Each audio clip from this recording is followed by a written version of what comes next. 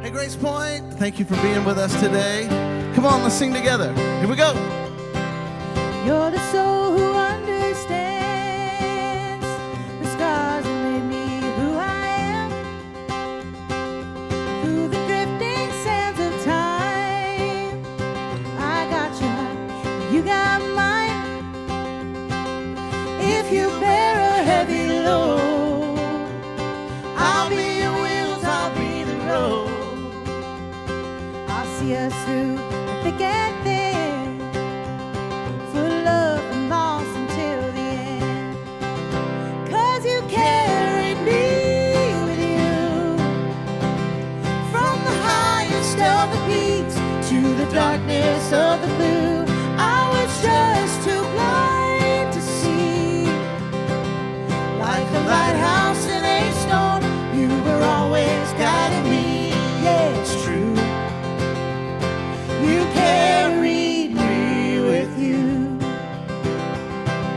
from the day it all began. Yeah, you were there, you took my hand, and when I hurt a bit too deep, you watched me as I fell asleep. And when my head was in the clouds, you found a way to pull me out. You picked my heart up off the ground and showed me love was all around. Yeah, you carried me with you, from the highest of the peaks to the darkness of the blue. I was just too blind to see, like a lighthouse in a storm, you were always guiding me. Yeah, it's true. You carried me with you. sitting all the world together, watching as the day turn into night. We know how to brave the stormy weather, and we're never giving up without a fight. If you should ever bear a heavy load, I'll be your wheels, I'll be your road. I'll see us through the thick and thin, for love and loss until the end. 'Cause you carry me with you, from the highest of the peaks to the darkness of the blue. Oh, it's just too bright to see. Like a lighthouse in a storm, you were always gotta be. Yeah, it's true. You carried me with you. Oh, you carried me with you. Hi, Grace Point. Good morning. My name is Sandy. My pronouns are he, him. I'm super excited to share the announcement with you all this morning. I'd like to start that you can scan the QR code on the screen for a link to everything I'm going to talk about right now. If you're new to Grace Point, the connection card is used to sign up for the newsletter and get plugged in. All the links are in the QR code. The first announcement is that Reimagine will be now bi-monthly, the second Wednesday in person and the fourth Wednesday online, beginning September the 13th and 27th at 6 p.m. We'll be discussing John Shelby's Punch, Reclaiming the Bible for Non-Religious World. In addition to that, we're going to have 2 new book studies coming in September. One is going to be led by Ricky on Josh's book, Bible Stories for Grown-Ups. And the other is going to be led by Tiffany on Outside the Lines, How Embracing Queerness Will Transform Your Faith by Reverend Mihi Kim Court. There's a sign up and more info will be coming to those who sign up for these book clubs. If you haven't found a social that fit in with you, we have a new social group called Salt and Pepper for those that are 50 plus ish. If you'd like to be part, fill out the form. The next meeting is going to be Sunday, September the 10th at the Wedge after the 11 a.m. gathering. Also, this is super exciting.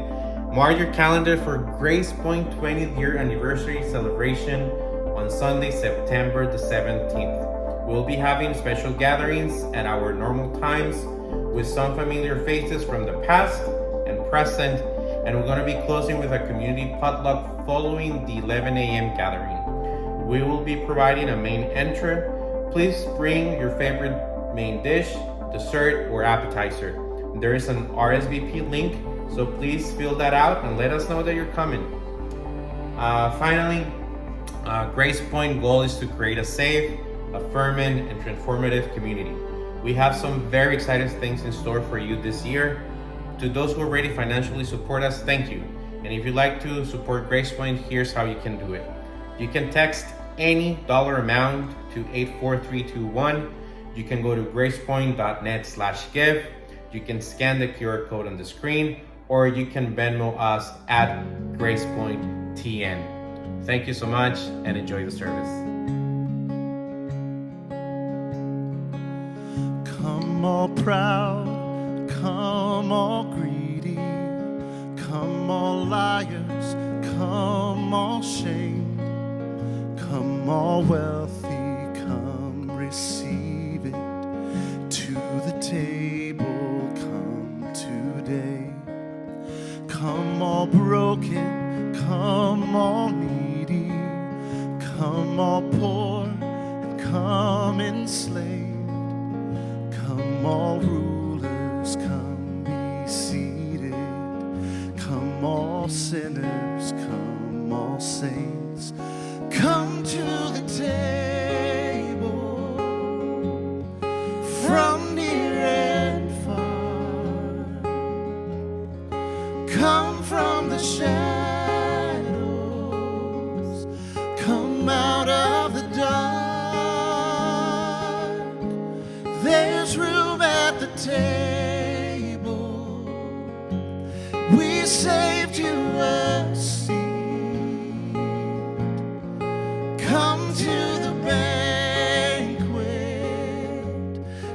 join in the feast. Every race and every nation, come all rebels, come all gay, come beloved, come to Jesus, to a table full of grace. To the table, come and stay. Come to the table. Come eat and drink. There's no inner circle. We all have a seat. Be free at the table. Come let down your guard. You're never a stranger. Just come as you are. Come behold. Come be loved. Come accepted. Come now, come. Come behold. Come be loved. Come accepted. Come now, come. Come behold. Come be loved. Come accepted. Come now, come. Prepared is the table. We're ready to feast. The party is waiting. There's more still to feed. And the harvest is ready for you and for me. Go live out your mission to fill every seed. Go live out your mission to fill every seed. Good morning, Grace Point, or good afternoon, good evening. Whoa. Wherever you are in the world, whenever you're watching this, we're so glad to have you with us. My name's Josh. I'm the lead pastor here at Grace Point, if we haven't met. And today we are on this Labor Day weekend, and I really hope that at some point this weekend you get some time to pause, to chill, to rest, to re-energize. Hopefully that'll happen. But as we gather together today, we are wrapping up our series, Rhythm, Spiritual Practices for Progressive Christians. And so today, what I want to do is kind of just reflect on where we've been and offer some concluding thoughts. Now, not concluding as in we've got it all figured out, we've gone over everything we can go over. That's just not true. But concluding in the sense of this particular time that we're spending thinking about this and wrestling with this, that's coming to an end. And so I just want to offer some concluding thoughts. I want to remind you that what we've been talking about in this series is that spiritual practices exist not to be these things we check off in sort of our relationship with the divine or our relationship with ourselves or our goal, our journey to transformation. They're not just these things we do so that we can say we've done them. They're hopefully things that have meaning to us. And so we've been talking about how spiritual practices are really about opening and enlarging the heart. What is it that makes my heart feel like it's more expansive than it was before? What is it that, if we think about the movie How the Grinch Stole Christmas, what is it that grows our heart 3 sizes? What is it that opens us up in compassion and generosity to the people around us? That's a spiritual practice worth pursuing. What is it that expands our awareness? What is it that makes us aware of something, whether that has to do with the divine, whether it has to do with ourselves, or our neighbor, or our enemy? What is it that makes us aware in ways that we haven't been aware before? Is it putting your feet where the sand and the water meet in the ocean? Is it a sunset? Is it playing with kids or taking the dog for a walk or cooking a good meal? What is it that it just expands? Or sitting down with friends and sharing a good meal. It's one of my favorite things of all time. Sitting down with friends and sharing a meal. What is it that opens you up in that way? Expands your awareness. And then what is it that invites us to be transformed? Life is about this journey of transformation. It's about becoming. What is it that helps us become the next best version of ourselves? The next best. What is it that helps us move forward? All of that can be a spiritual practice, whether it's mentioned in the Bible or in a book on spiritual practices. It doesn't matter. What matters is anything that you engage in that helps open you up in that way, that helps expand your awareness, that helps you take the right step for you on the journey of transformation, the right next step. All of that is a gift that is to be received and enjoyed and pursued. And there is no list, right? We've covered things in this series. We're going to talk about some stuff today. There is no list that you should be checking off. It really is about what inspires you, what opens you up, what is particular to you that helps you experience transformation. And today I want to talk a little bit about, there's this thing my kids are saying a lot lately, and that is if there have been like 2 nanoseconds or zeptoseconds, I think that's like the shortest time unit. If there's any downtime, any little lag in activity, they'll say, I'm bored.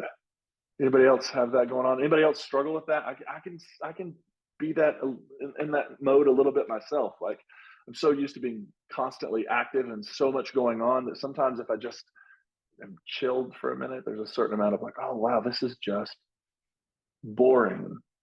Because ordinary feels boring sometimes, doesn't it? I mean, that's why it's ordinary. We're so used to it. We're so aware of it. We know how it works. It's just ordinary. I think that's why we like times that are extraordinary. I wonder, and you can just drop it in the chat and let us know, but I wonder how many of you are like me and you have fully entered your pumpkin spice era. Because that, as we sit, I had a pumpkin spice beverage today. I will probably have one tomorrow. I will probably have one until Halloween is over. I'm in my pumpkin spice era. And I love this time of year. I love when we're moving into Halloween. Halloween is one of my favorite holidays. It's so much fun. And we have Thanksgiving and we have Christmas. There's just a lot of extraordinary time that's coming up. And yet most of our lives are not lived in the extraordinary. Most of our lives are lived in the ordinary. And we often wait for and orient our lives around those moments that transcend the ordinary, that make us feel like we're somehow outside of the ordinary. But life happens in the ordinary. There's a story in the Jewish scriptures about a guy named Jacob. This guy named Jacob has a twin brother named Esau. Esau was born first. Jacob came out grasping his heel. And Jacob sort of has this idea of grasping his heel is a metaphor for how Jacob and Esau's life together will go. Jacob is always grasping at Esau. He's the younger. Esau gets the benefits in this particular culture of being the older brother, which means double the inheritance. It means more privilege than Jacob will have. And so Jacob has spends his life scheming how to get what Esau has. Jacob's name has this connotation to it of being a trickster. And so Jacob, when we meet him in this particular story in Genesis 28, Jacob is on the run because Jacob, with the help of his mom, hatched a plan to steal Esau's birthright blessing. And the way he's done this is Esau is quite a hairy individual, apparently, which I think is fantastic. It's just great that the Bible decides to mention it, right? And so Jacob puts on some goat skin with hair and pretends to be Esau and cooks his father a meal, and his father blesses him. And so Jacob gets the blessing. And now Jacob discovers Esau has been saying that when their father passes away and the mourning days are over, that Esau is going to kill his brother Jacob. And so Jacob, his mom sends him to live with her brother Laban. Now, this is quite the story. I mean, this is quite the tale. And so in Genesis 28, Jacob is essentially on the run. And in verse 10, here's where the story picks up. Jacob left Beersheba and went toward Haran. He came to a certain place and stayed there for the night because the sun had set. Taking one of the stones of that place, he put it under his head and lay down in that place. And he said, "This pillow feels like a rock." Sorry, that's a dad joke. And he dreamed on his really uncomfortable pillow. He dreams that there's a stairway set up on the earth, and the top of it reaches to heaven. And angels of God were ascending and descending on it, and the Lord stood beside him. So in this dream, there's this stairway to heaven, and there are angels coming and going up and down the stairway. And Jacob looks over, and God is standing right beside him. God says, "I am the Lord, the God of Abraham, your father, and the God of Isaac. The land on which you lie, I will give to you and your offspring, and your offspring shall be like the dust of the earth. You shall spread abroad to the west, and to the east, and to the north, and to the south, and all the families of the earth shall be blessed in you and in your offspring. Know that I am with you, and will keep you wherever you go, and will bring you back to this land, for I will not leave you until I have done what I have promised you." I mean, this is kind of a revolutionary idea. This God transcends geography. This God transcends the borders. When you leave this God's territory, this God goes with you. Then Jacob woke up from his sleep and said, "Surely the Lord is in this place, and I did not know it." What I love about Jacob's experience here is it does not lead him to conclude, I was having a nap, I was having a little sleep, and God showed up. That's not what he concludes. He concludes that God was always here. He learns what Moses will find out in the next book, that the ground has always been holy, that this has always been the case. I just wasn't aware of it. He said, "How awesome is this place? This is none other than the house of God.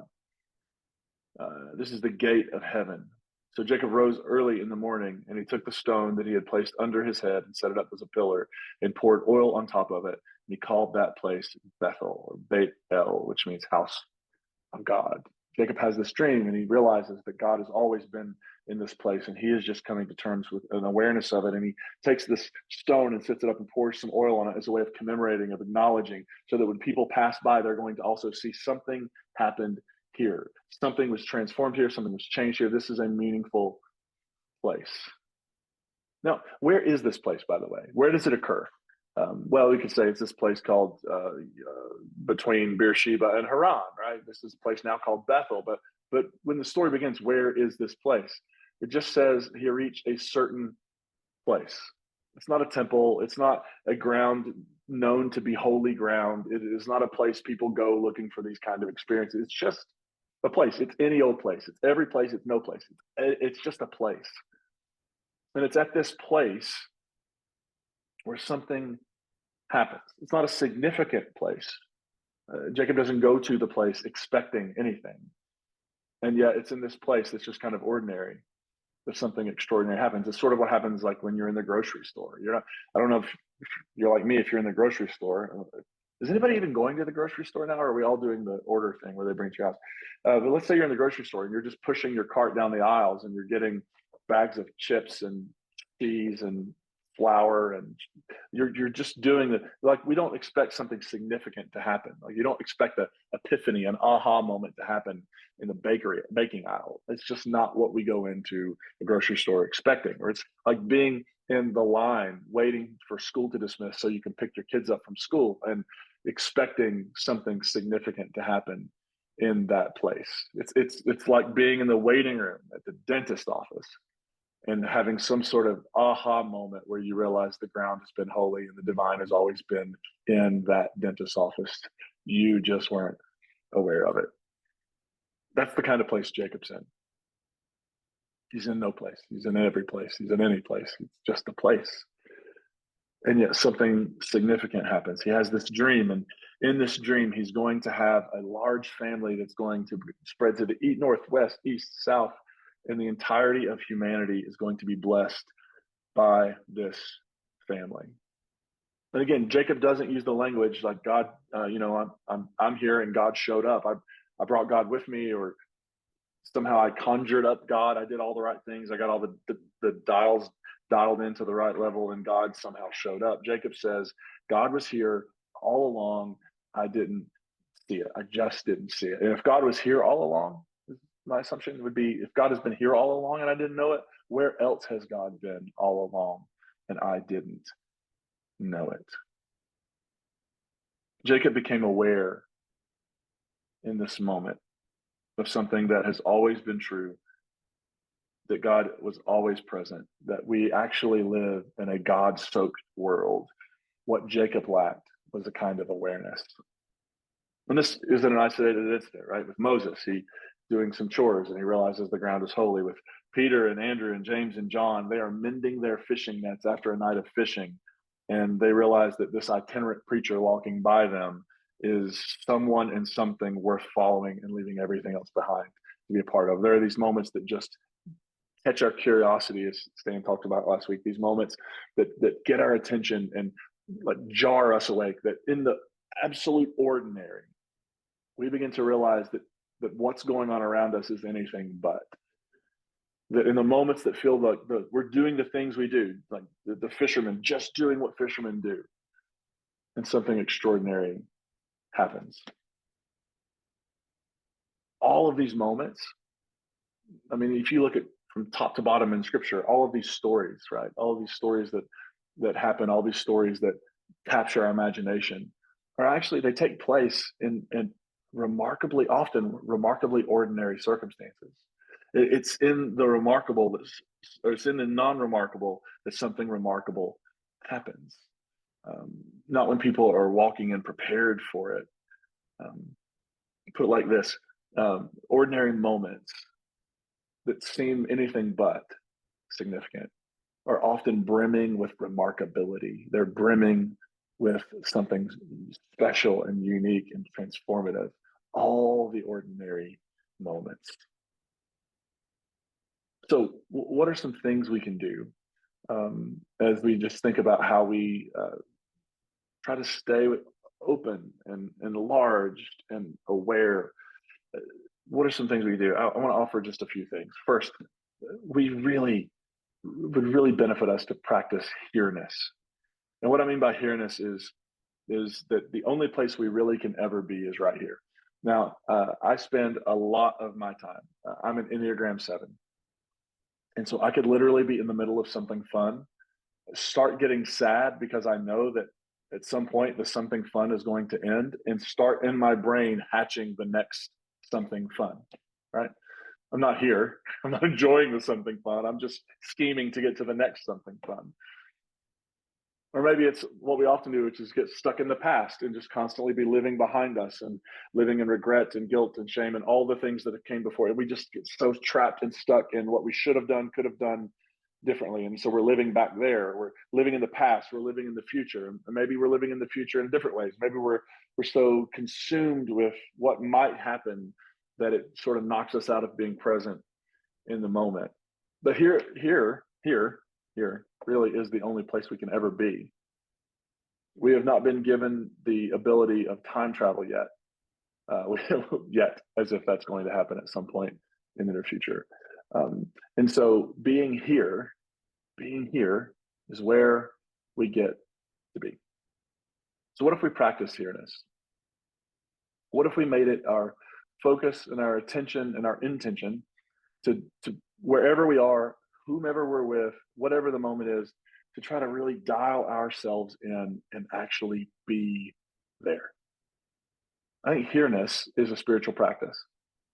When we focus ourselves on being here, it opens us up to the possibility and potential of the moments that so often have passed us by, right? How many people had walked by the spot where Jacob ended up taking that nap? How many people had been there and had never paused and realized it? How many people had walked by the bush Moses noticed in his curiosity that was on fire? How many people have been through that aisle in the grocery? How many people have been through that place and they've never noticed it? But if we focus ourselves and show up with here-ness and be in presence, then it does something. It creates a possibility for us to engage in another level of the moment, of another level of meaning, another level of reality. And then two, I think goes with this, and we've talked about this again and again, but really focusing on practicing awareness in whatever context we find ourselves in.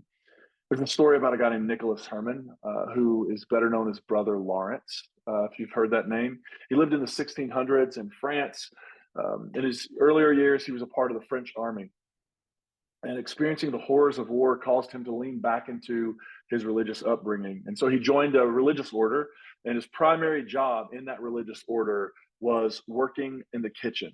And later, as he got a little older, his job became repairing sandals.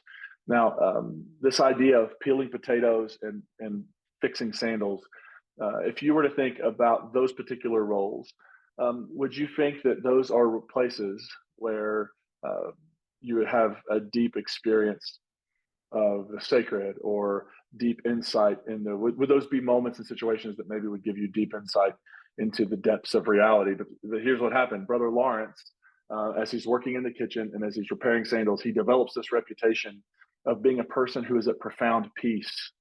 And visitors would actually come and seek spiritual guidance from him. And can you imagine the people who occupied the offices that expect that sort of thing, like the leaders and the people who are talking and preaching and teaching and doing all those things? But they're not coming to see those people. They're coming to see Brother Lawrence, who has developed this profound sense of peace about himself. And actually, he ends up in conversations with people through letters, and those letters end up being collected into a volume called The Practice of the Presence of God.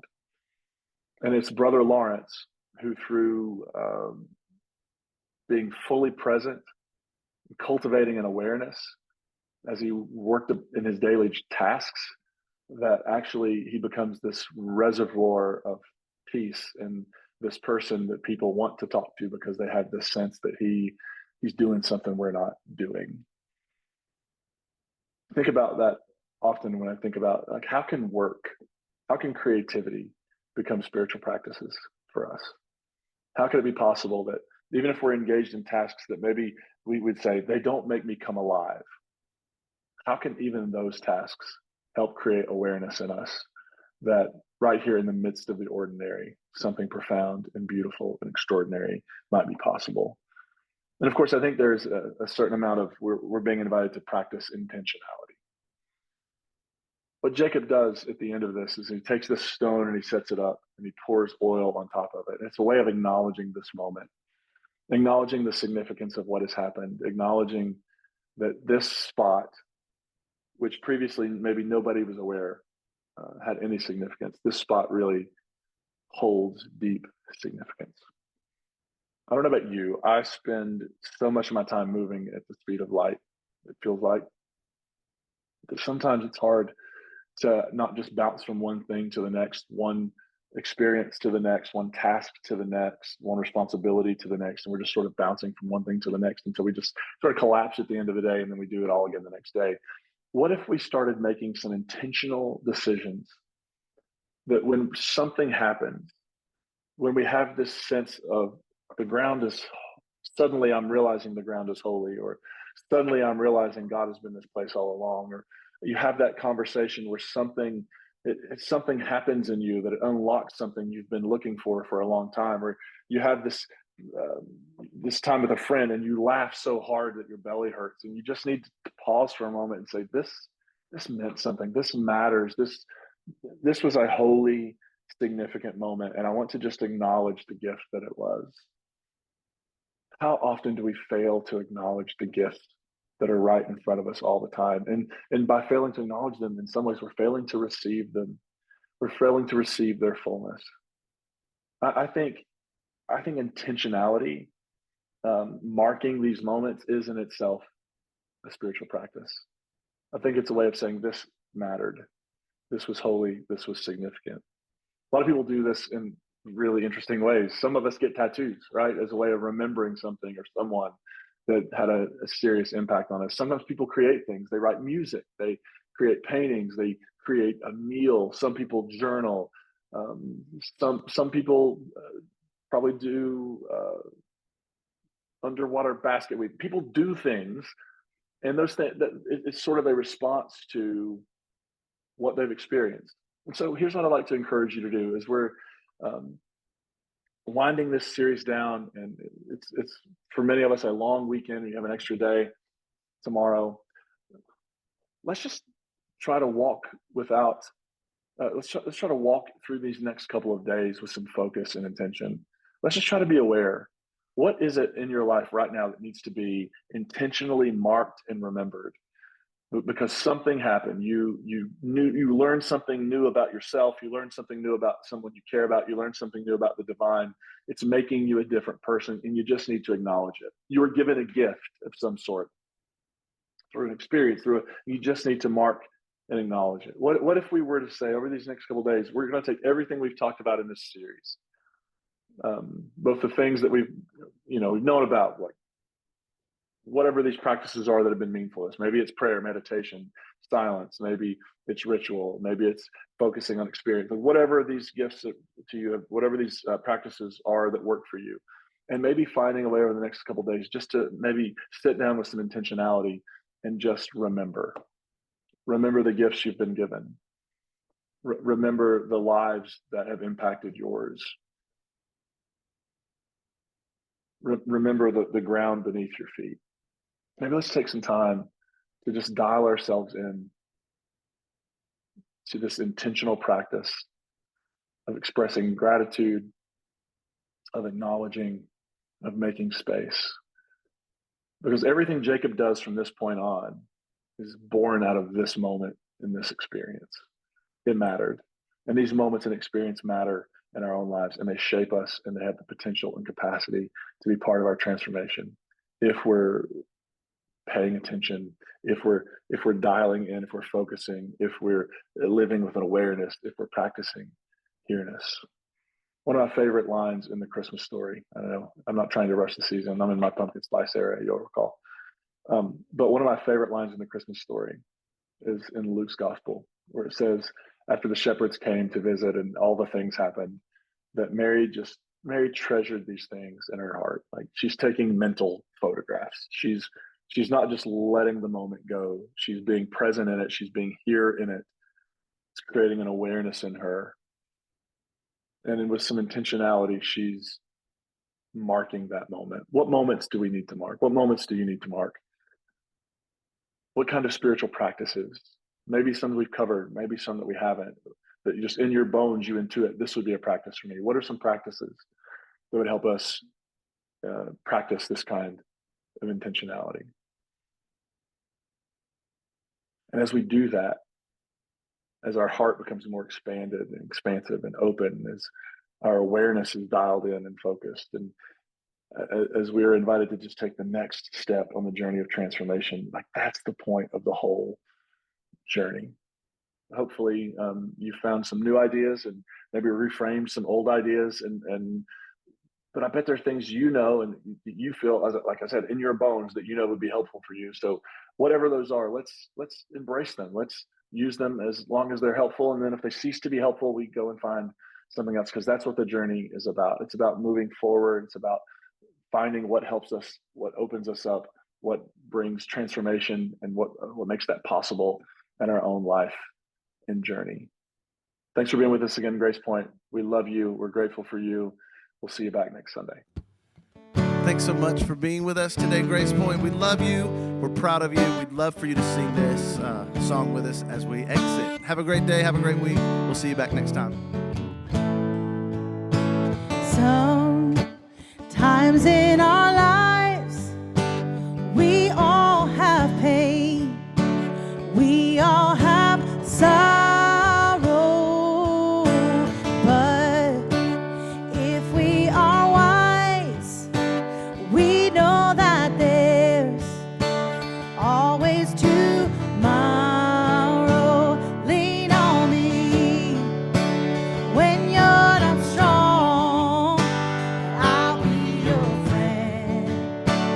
I'll help you carry on, for it won't be long till I'm gonna need somebody to lean on.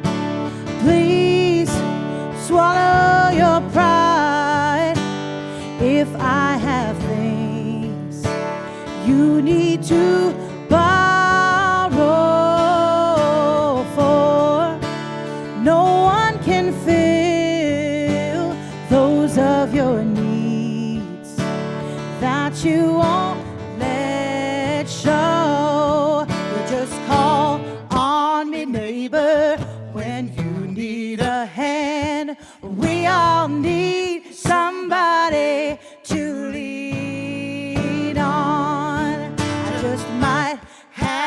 problem that you'll understand. We all need somebody to lean on.